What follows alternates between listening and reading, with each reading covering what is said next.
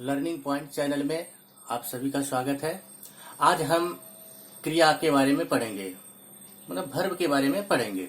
तो सबसे पहले क्रिया की परिभाषा क्या है वो देखते हैं।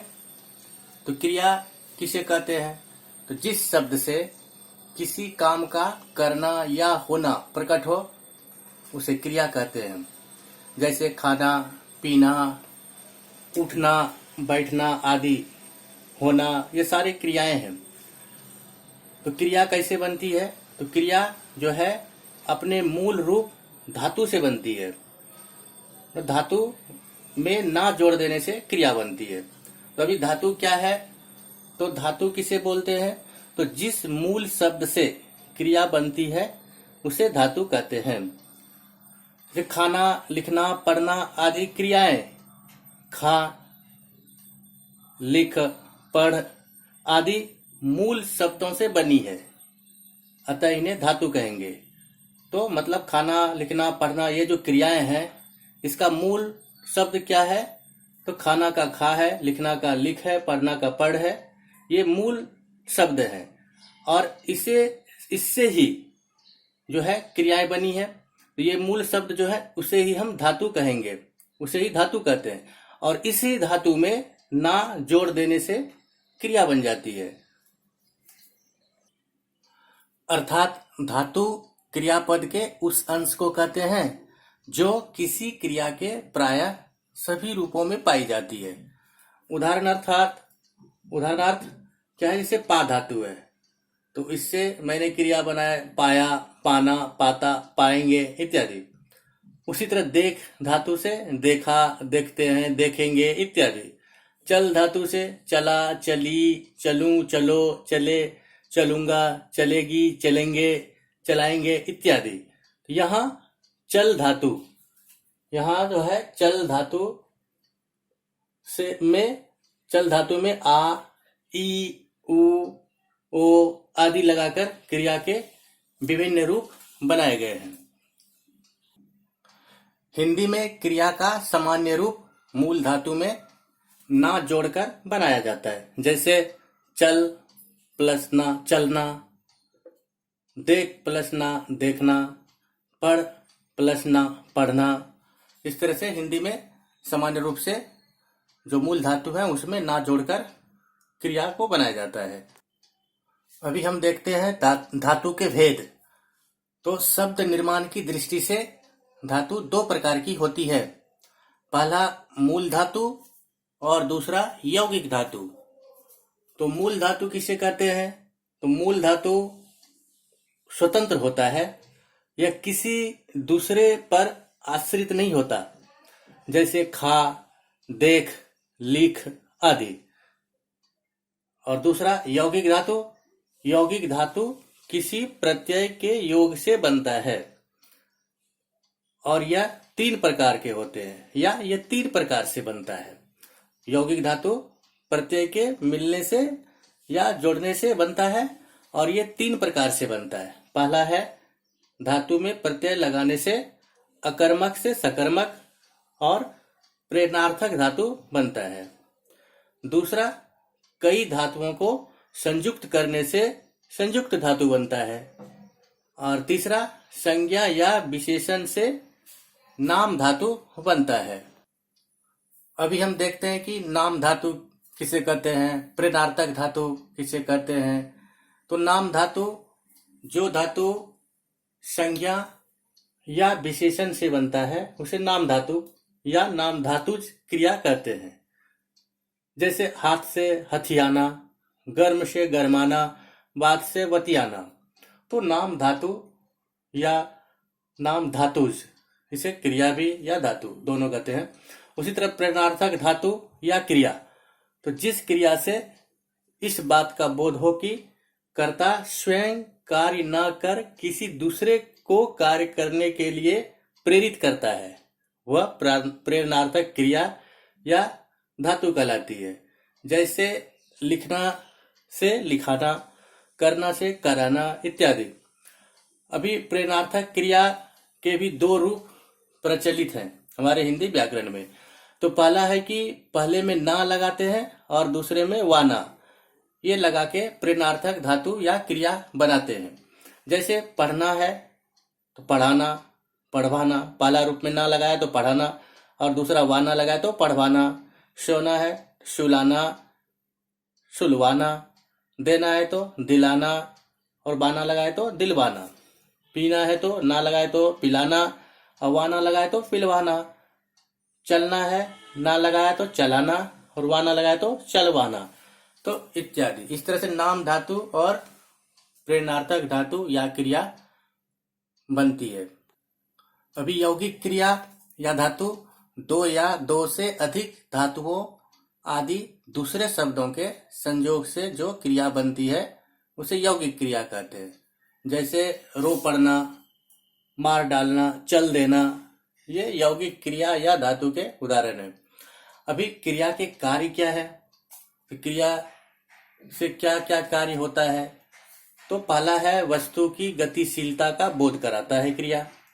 किसी व्यक्ति या वस्तु की गतिशीलता का बोध कराती है। जैसे वह दौड़ता है, वह पढ़ता है, वह लिखता है, तो ऐसे बहुत सारे उदाहरण हैं। तो दौड़ता है, यह है गतिशीलता का बोध करा रहा है कि दौड़ता है। दूसरा कार्य इसका है कि किसी कार्य का होना या किए जाने का बोध कराता है। जैसे वह पत्र लिख रहा है तो लिख रहा है, ये कार्य का करना बताया जा रहा है, मतलब कोई कार्य हो रहा है उसका बोध करा रहा है। तीसरा है अस्तित्व का बोध कराना, मतलब किसी के अस्तित्व का भी ये बोध कराती है। जैसे अभी राम पेड़ पर बैठा है, तो राम क्या है, पेड़ पर बैठा है, तो ये बैठा है जो ये अस्तित्व का बोध हो रहा है। पहाड़ पर बर्फ रहती है, तो बर्फ जो है कहाँ रहती है, तो पहाड़ पे। ये रहना जो है, बर्फ का पहाड़ पे रहना, ये उसके अस्तित्व का बोध करा रही है। फिर स्थिति का बोध कराना, क्रिया किसी की स्थिति का भी बोध कराती है। जैसे वह बैठा है, वह सोया है, तो अभी वह क्या है, तो उसका स्थिति क्या है, तो बैठा है, सोया है, तो स्थिति का भी बोध कराता है। और फिर पांचवा है कि मन स्थिति का भी बोध कराता है। क्रिया से मन स्थिति का भी बोध होता है, तो क्रिया से मन स्थिति का भी बोध होता है। जैसे वह रोता है, वह हंस रहा है, तो इससे मन स्थिति का बोध भी होता है। क्रिया के भेद, क्रिया को दो भागों में बांटा गया है। पहला कर्म के आधार पर और दूसरा संरचना के आधार पर। तो कर्म के आधार पर भी क्रिया को दो भागों में बांटा गया है। पहला अकर्मक क्रिया, दूसरा सकर्मक क्रिया। और संरचना के आधार पे क्रिया को कई भागों में बांटा गया है।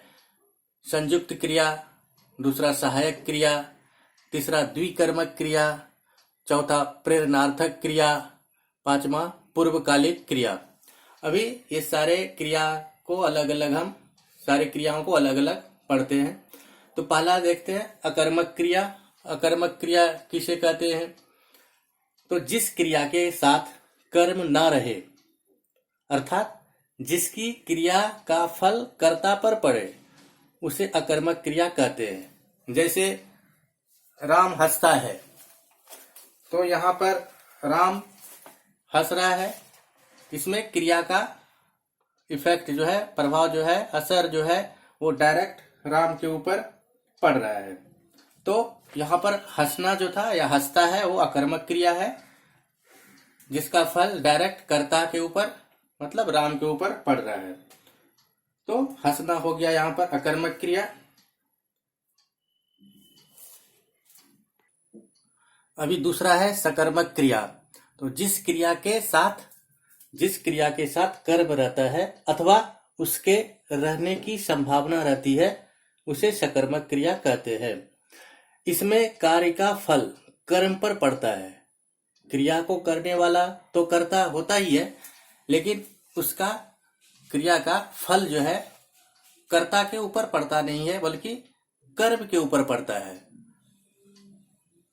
उसे सकर्मक क्रिया कहते हैं। जैसे राम पुस्तक पढ़ता है, यहाँ पढ़ना क्रिया सकर्मक है, क्योंकि उसका एक कर्म है, पुस्तक पढ़ने वाला राम है, परंतु उसकी क्रिया पढ़ना का फल जो है वो पुस्तक पर पड़ता है।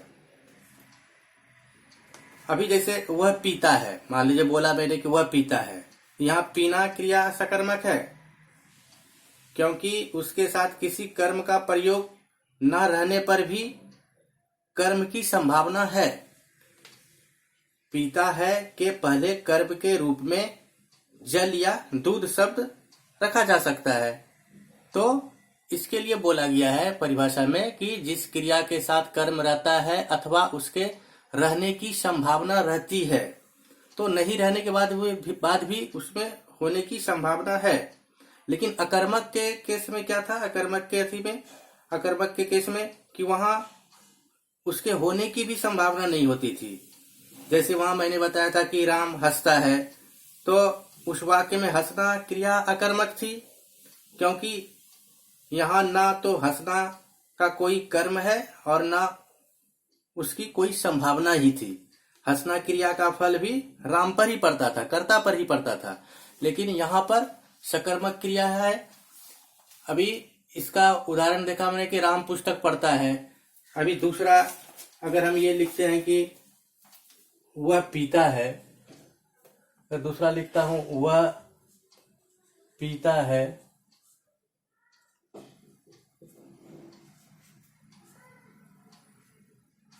वह पीता है, तो भी पीना क्रिया जो है ये सकर्मक ही होगा, तो भी ये सकर्मक ही क्रिया है।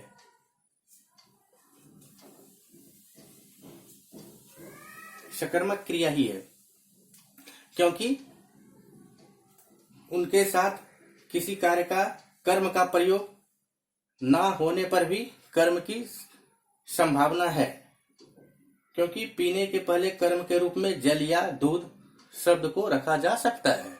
तो इसके लिए कर्म के रहने या उसके होने की संभावना भी सकर्मक क्रिया में पड़ता है। अभी देखते हैं संयुक्त क्रिया किसे कहते हैं। तो जब किसी वाक्य में दो या दो से अधिक क्रियाएं होती हैं तो वे संयुक्त क्रिया कहलाते हैं। जैसे माँ ने खाना बना लिया, अभी लिखा मैंने माँ ने खाना बना लिया, तो बना लिया दो संयुक्त क्रिया यहाँ पर प्रयुक्त हुई है, मतलब बनाना और लिया, तो दो संयुक्त क्रिया है, एक साथ आई है, इसके लिए संयुक्त कहला रही है। दो संयुक्त क्रिया प्रयुक्त हुई है। अभी दूसरा है सहायक क्रिया। तो वाक्य में मुख्य क्रिया के साथ एक और क्रिया संबंधी शब्द जोड़ना जो वाक्य को पूर्णता दे, वे सहायक क्रिया कहलाते हैं। कहने का मतलब है कि सहायक क्रिया जो है ये सिर्फ वाक्य को पूर्णता प्रदान करती है। जैसे भालू नाच दिखा रहा था, तो दिखाना, नाच दिखाना मतलब दिखाना क्रिया जो है ये मुख्य क्रिया है, और रहा था ये वाक्य को सिर्फ पूर्णता प्रदान कर रही है। तो भालू नाच दिखा इतना ही बोलेंगे तो कुछ समझ में नहीं आएगा क्या भालू नाच दिखा बोल रहे हैं। तो रहा था अगर इसमें जोड़ दिया दूसरा क्रिया तो पूरा वाक्य बन गया कि भालू नाच दिखा रहा था, और ये रहा था जो है ये वाक्य को सिर्फ पूरा करने वाला क्रिया है। तो इसमें दो क्रिया हो गई, एक मुख्य क्रिया दिखाना और दूसरा रहा था, ये वाक्य को पूरा करने वाला क्रिया। अभी आते हैं द्विकर्मक क्रिया। जिन वाक्यों में एक नहीं बल्कि दो कर्म होते हैं वहां द्विकर्मक क्रिया होती है। जैसे नौकर ने मालिक को खाना परोसा, तो यहां नौकर करता है और मालिक कर्म है और खाना भी कर्म है। तो यहां पर दो कर्म है, इस वाक्य में एक नहीं बल्कि दो कर्म है, इसके लिए यहां पर द्विकर्मक क्रिया होती है। और इसका आपने उदाहरण देखा है कि नौकर ने मालिक को खाना परोसा। तो यहाँ परोसना क्रिया के दो कर्म है, एक तो मालिक और दूसरा खाना। तो इसके लिए परोसना जो हुआ ये द्विकर्मक क्रिया हुई क्योंकि इसके दो कर्म हुए, पहला मालिक और दूसरा खाना। प्रेरणार्थक क्रिया, जब वाक्य में कर्ता स्वयं कार्य न करके किसी दूसरे से करवाता है तो उसे प्रेरणार्थक क्रिया कहते हैं। जैसे यात्री कुली से सामान उठवाता है, यहाँ पर देख रहे हैं कि यात्री खुद अपना सामान नहीं उठा रहा है बल्कि कूली से अपना सामान उठवा रहा है। तो ये प्रेरणार्थक क्रिया हो गई। अभी पूर्वकालिक क्रिया। पूर्वकालिक क्रिया तो जब कोई कर्ता एक क्रिया समाप्त कर उसी क्षण दूसरी क्रिया आरंभ करता है तो पहली क्रिया को पूर्वकालिक क्रिया कहते हैं। जैसे वह खाकर बाजार गया, तो यहाँ खाकर जो है ये पूर्वकालिक क्रिया है। हमारे इस चैनल को आप सब्सक्राइब करें और बेल आइकन दबाना ना भूलें। मिलते हैं अगले वीडियो में। जय हिंद, जय भारत।